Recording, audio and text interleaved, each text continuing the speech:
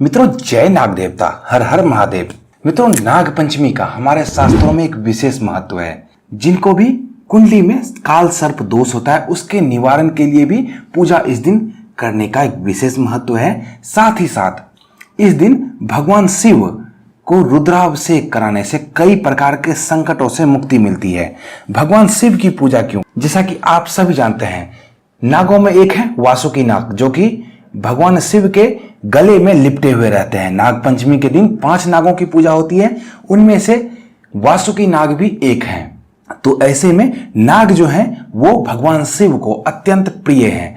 इसी वजह से भगवान शिव की भी पूजा अर्चना नाग पंचमी के दिन की जाती है। तो जो कोई व्यक्ति रुद्राभिषेक कराता है भगवान शिव को, उस दिन रुद्राभिषेक कराने से इसका विशेष महत्व पड़ता है। ये तो हुई क्या आप करा सकते हैं, लेकिन कुछ चीजों की सावधानी आपको निश्चित तौर पर नाग पंचमी के दिन बरतनी चाहिए, वरना अशुभ प्रभाव भी इसका जीवन पे पड़ता है। तो ध्यान से वीडियो को सुनिए। कुल 4 ऐसी चीजें बताऊंगा जो कि नाग पंचमी के दिन भूल कर भी लोगों को नहीं करनी चाहिए। वीडियो आपको पसंद आए तो वीडियो को लाइक करें, साथ ही अपनी प्रतिक्रिया में ओम नमः शिवाय या हर हर महादेव जरूर लिखें। तो आइए जानते हैं वो कौन सी 4 चीजें हैं जो कि इस दिन नहीं करनी चाहिए, यानी कि नाग पंचमी के दिन नहीं करना चाहिए। सबसे पहले बताना चाहूंगा मित्रों, जमीन की खुदाई तो बिल्कुल भी नहीं करनी चाहिए। शास्त्रों के अनुसार ऐसी मान्यता है कि नाग पंचमी के दिन जो कोई भी व्यक्ति जमीन की खुदाई करता है उसे दुर्भाग्य की प्राप्ति होती है।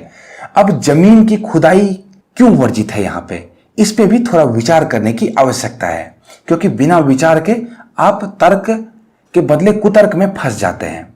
तो देखिए, जब भी जमीन की खुदाई होती है, अक्सर घर बनाने के लिए लोग जमीन की खुदाई वगैरह भी करते हैं। तो ऐसे में जमीन के अंदर से कई बार सर्प का निकलना संभव होता है और खुदाई करते समय में कई बार सर्प कट जाते हैं या सर्प का किसी प्रकार से अहित हो जाता है। तो ऐसे में भूल कर भी सर्प को अहित नहीं करना है, तो खुदाई वर्जित है। जमीन की खुदाई बिल्कुल भी नहीं करें। किसी प्रकार का घर बनाने के लिए, कुछ भी करने के लिए जमीन की खुदाई वर्जित है, ना करें। दूसरा, नाग पंचमी के दिन धरती पर हल भी नहीं चलाना चाहिए। हल चाहे आप ट्रैक्टर से जुताई करते हो या आपके पास बैल वाला हल है। आजकल तो बैल वाला हल बहुत कम ही जगह में बच गया है, लोग ट्रैक्टर से जुताई करते हैं। खेतों की जुताई नाग पंचमी के दिन वर्जित है, भूल कर भी ना करें। जुताई के समय भी अक्सर सांपों को नुकसान हो जाता है, क्योंकि सांप, जैसा कि आप जानते हैं, बिल में होते हैं। बिलों में जो सांप होते हैं उनका अहित हो जाता है, वो कट जाते हैं, दब जाते हैं, मर जाते हैं कई बार। तो नाग पंचमी के दिन आपके द्वारा बिल्कुल भी ऐसा कुछ नहीं होना चाहिए जिससे सांपों को नुकसान हो। तो इसी वजह से इस दिन खेत की जुताई भी वर्जित है। तीसरा जो वर्जित है वो है सुई में धागा नहीं डालना चाहिए।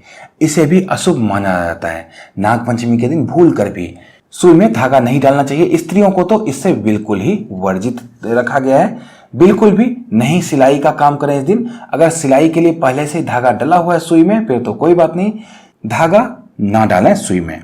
चौथा जो आपके घर में आपको सावधानी बरतनी है, वो क्या बरतनी है? इस दिन आग पर तवा या लोहे का किसी प्रकार का कढ़ाई या कोई भी लोहे का बर्तन जो होता है वो खाना बनाने के लिए इस दिन चूल्हे पर ना चढ़ाएं, ये भी वर्जित है।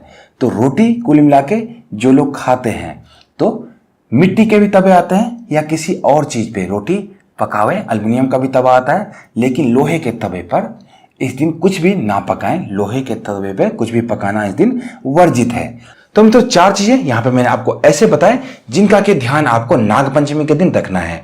भगवान आपको हमेशा और आपके परिवार को नागों से रक्षा करे, सर्प से रक्षा करे। तो मित्रों, मिलते हैं इसी तरह की अन्य किसी ज्ञानवर्धक वीडियो के साथ। तो देखते रहिए धर्म शिक्षा। जय माता दी।